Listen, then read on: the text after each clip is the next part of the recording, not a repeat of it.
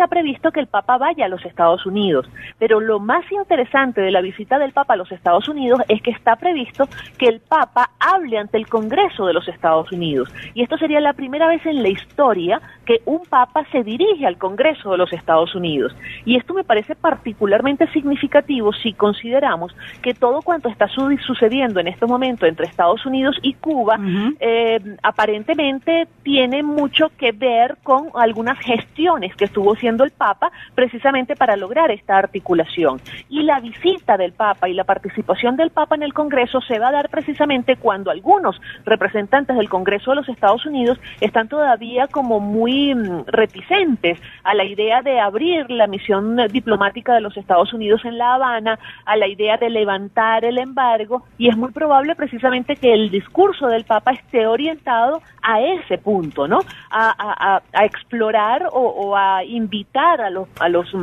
congresistas de los Estados Unidos a evaluar el fracaso que ha significado la política estadounidense en los últimos 50 años hacia Cuba y la necesidad de dar un viraje, de cambiar, de experimentar otras formas de acción para favorecer la calidad de vida de los cubanos. Sí, porque para levantar el embargo en Cuba se necesita el voto del Congreso completo y de el Senado y del Senado y de la Cámara.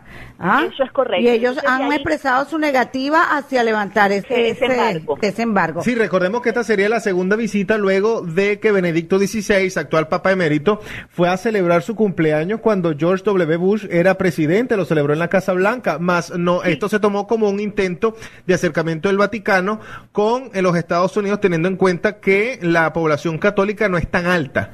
Así es, pero no habló en el Congreso, ¿ok? Exacto. No habló frente al Congreso. El que un papa se pare frente al Congreso de los Estados Unidos es algo que no ha sucedido nunca, que de llegar a concretarse tal como está anunciado en la agenda del Vaticano, pues sería esta la primera vez. ¿Para cuándo está prevista esta visita a los Estados Unidos? Está prevista para septiembre. Vamos a entrar a Cuba, y porque ambos gobiernos, tanto de Estados Unidos como Cuba, anunciaron formalmente que van a restablecer las relaciones diplomáticas el 20 de julio.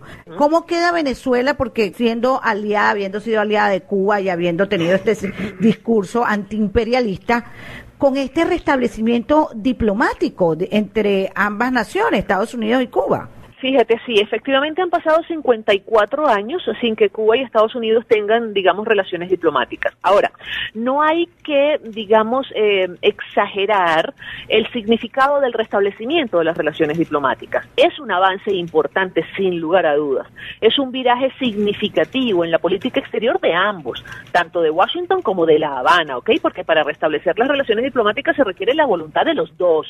Esto es absolutamente cierto. Sin embargo, eso no quiere decir que ahora Estados Unidos y Cuba sean los nuevos mejores amigos de todo el continente americano. Eso lo único que quiere decir es que se está abriendo un nuevo espacio para la comunicación, para el diálogo directo, para la resolución de las controversias y el planteamiento de las diferencias mediante un camino que pudiéramos decir que es quizás el más civilizado y el más expedito, que es el de las relaciones diplomáticas. Lo más importante de establecer relaciones diplomáticas es que eso se interpreta a nivel internacional como un reconocimiento que se le está haciendo a los respectivos gobiernos. Es decir, se establecen relaciones diplomáticas entre gobiernos. Cuando hablamos de relaciones diplomáticas, las relaciones diplomáticas son de un gobierno a otro. Me explico aún más. El embajador de Cuba en los Estados Unidos es un representante del gobierno cubano frente al gobierno americano y viceversa, ¿ok? El embajador de los Estados Unidos en La Habana es un representante del gobierno de los Estados Unidos frente al gobierno de Cuba. Entonces, esto evidentemente marca, digamos, un momento sumamente interesante, pero abre un montón de interrogantes acerca de cómo se va a conducir esto en el futuro, cómo se va a manejar la presencia de funcionarios diplomáticos de los Estados Unidos en La Habana, donde sabemos que hay muchísimas restricciones todavía para transitar en algunos espacios de la isla. para establecer, digamos, contacto directo con algunos sectores. Según lo que establecen los convenios internacionales en materia de relaciones diplomáticas, los diplomáticos acreditados en un país extranjero, pues tienen, digamos, la facultad o inclusive la obligación, porque está en el marco del desempeño de sus funciones, de establecer contactos con todas las fuerzas vivas del país de donde se encuentren, porque es la única manera de ellos tener una radiografía fidedigna de la situación real de ese país ante el cual están acreditados. Esto quiere decir que los funcionarios diplomáticos de los Estados Unidos en La Habana tendrán la libertad de reunirse inclusive con los sectores disidentes dentro de La Habana. ¿Ok? Y esto, sin lugar a dudas, significa un cambio de posición muy grande por parte del gobierno de Raúl Castro, en este caso en particular. No digamos tanto en la situación de Estados Unidos, porque en Estados Unidos hay como que más flexibilidad para que los diplomáticos se puedan reunir con las diversas fuerzas vivas del país. Pero en La Habana ya esto significa una diferencia absolutamente significativa.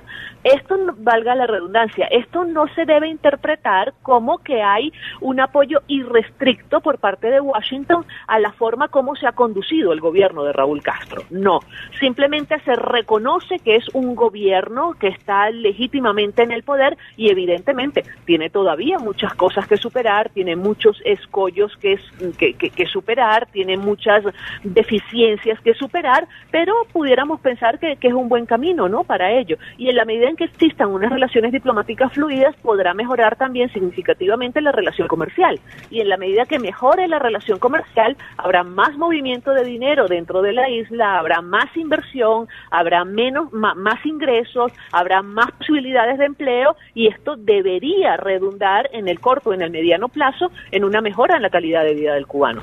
¿Cómo quedan los representantes de organismos internacionales en materia de derechos humanos con este restablecimiento de estas relaciones diplomáticas? ¿Podrán hacer su trabajo en esta materia en Cuba?